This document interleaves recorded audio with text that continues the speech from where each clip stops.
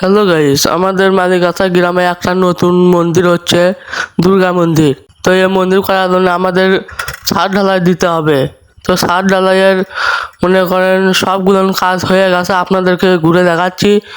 আপনাদের ভিডিও ভালো লাগলে লাইক কমেন্ট শেয়ার করে দিবেন। তারা আমার মামা তো ভাইয়েরা হয়, তারা নেমে দেখ। আপনারা দেখুন, আমাদের এই দুর্গা মন্দিরে 30টা লাইট হবে এবং 3টা ফ্যান হবে। তার পাশে আবার হরি মন্দির হবে, তার আবার 4-5টা লাইট থাকবে। আপনারা বুঝতে পারছেন তাহলে কত টাকা খরচ হবে।